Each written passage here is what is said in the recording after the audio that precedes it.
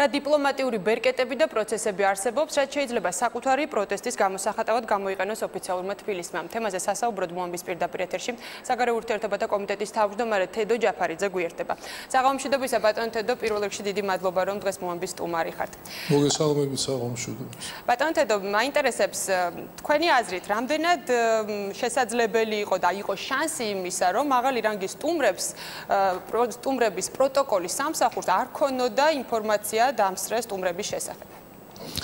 სანამ ამ კითხვაზე გავცემ პასუხს, მინდა თქვენ პირველ სიუჟეტთან დაკავშირებით მეც გამოვხატო ჩემი ღრმა მწუხარება მიუსამძიმრო დაღუპული ბავშვების ოჯახებს. ეს მართლაც საშინელება მოხდა, უდიდესი ტრაგედია, ამიტომ მეც მინდა რაღაცნაირად გამოვხატო ჩემი დამოკიდებულება.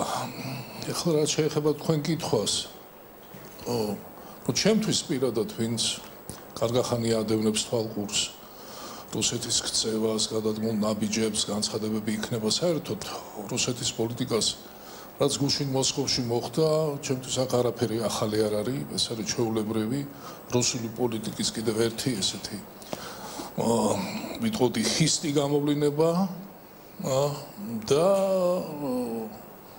მოწვევა აღიარებული ტერიტორიების ლიდერების ხაჯიმბა თიბილოვიმ ხვალან მხედველობაში, აქ არაფერი ახალი არ არის. რა თქმა უნდა, მებადება კითხვა და თქვენ სწორედ ბრძანეთ იმ ლიდერებთან დაკავშირებით, სოჩურის მათ შორის იყვნენ ევროკავშირის წარმომადგენლებიც, ევროკავშირის წევრი ქვეყნების წარმომადგენლებიც, რომლებიც იმყოფებოდნენ გუშინ მოსკოვში და რამდენად მათთვის იყო მისაღები ამ ადამიანების მათ გვერდით ყოფნა, ეს ესეთი კითხვაა და შეიძლება თუ არა რომ მათი პროტოკოლის წარმომადგენლებს არ ცოდნოდათ ამის თაობაზე. მაგრამ კიდევ ერთხელ, რაც გუშინ გააკეთა რუსეთმა, ეს ახალი არაფერი არ არის, აქ არის სწორედ იმ პოლიტიკის გაგრძელება, რომელსაც რუსეთი უკვე დიდი ხანი ატარებს. ბატონო თედო, თქვენ უკვე ახსენეთ მსოფლიო ლიდერები, სწორედ ამაზე მინდა გკითხოთ მეც.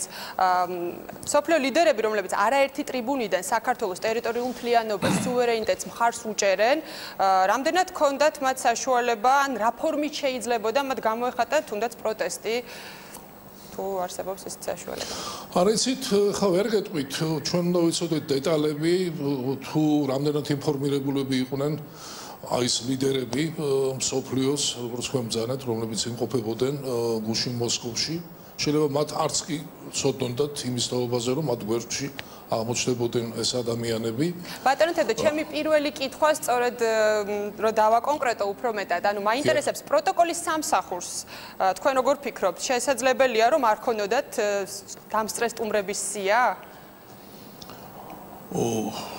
არ ამგონია რომ მათ არ ქონოდათ, შეიძლება ხდება პროცესს ასეთი დიდი ღონისძიებები იმართება, რომ პროტოკოლი დაკავებულია სხვა საქმეებით და შეიძლება მათ ყურადღება არ მიაქციონ ამგვარ ფაქტებს, შეიძლება ამგვარ რამეს ქონოდა ადგილი გუშინაც, მაგრამ რა თქმა უნდა, იქ მყოფი ლიდერების პროტოკოლის სამსახურებს ამის თაობაზე უნდა ცოდნოდათ, იქ არა მხოლოდ როგორც გითხარით, ევროკავშირის წევრი ქვეყნების წარმომადგენლები და ლიდერები იმყოფებოდნენ, იქ იმყოფებოდა ჩინეთის სახელმწიფოს ლიდერი, სხვა ქვეყნების, არაევროპული ქვეყნების წარმომადგენლები, ამიტომ და ის ქვეყნები, სწორედ რომლებიც არ აღიარებენ აი ამ ტერიტორიებს და მხარს უჭერენ ჩვენ ქვეყნის მიერ გატარებულ არაღიარების პოლიტიკას. უცნაური რაღაც მოხდა, მე ვიმედოვნებ, რომ ჩვენ სათანადო სტრუქტურებს პირველ რიგში საგარეო უწყებას და მე დარწმუნებული ვარ, რომ ჩვენმა საგარეო უწყებამ უკვე გააკეთა სათანადო რეაგირება. ჩვენ გვექნება დემარშები ამ ქვეყნების წარმომადგენლებთან. ბატონო თედო, შეიძლება თუ არა რომელიმე სახელმწიფოდან, რომლის ლიდერიც იყო აღლუმზე, ველოდოთ რაიმე სახის განმარტებებს?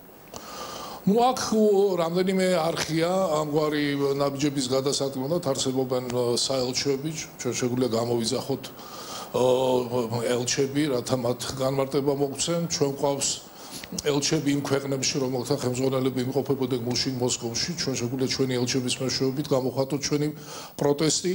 ჩვენ, რა თქმა უნდა, არ უნდა დავტოვოთ არც ერთი საერთაშორისო ორგანიზაცია, ფორუმი, ღონისძიება, სადაც ჩვენ ხმამაღლა არ უნდა განვაცხადოთ ამის თაობაზე, ამიტომ ჩვენ უნდა გამოვიყენოთ ყველა ის საერთაშორისო დიპლომატიური ინსტრუმენტი, რაც ჩვენ ხელთ არის.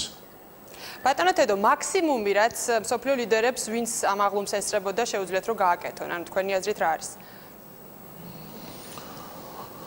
ნუ მათაც იცით მე რომ მათ ადგილზე ვიყო, ახლა ძნელია პროგნოზირება იმის, რაც გააკეთებს ესა თუ ის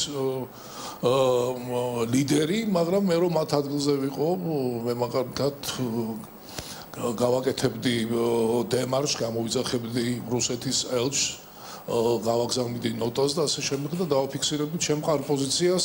არა მარტო იმ ქმედებასთან დაკავშირებით, რომელიც გულში რუსეთმა ჩაიდინა, არამედ კიდევ ერთხელ ხაზს გავუსვამდი მხარდაჭერას საქართველოსადმი. დიდი მადლობა ბატონ თედო, რომ იყავით მოამბის სტუმარი და უპასუხეთ ჩვენ შეკითხვებს. მადლობთ. მოამბის შეკითხვებს თედო ჯაფარიძე პასუხობდა.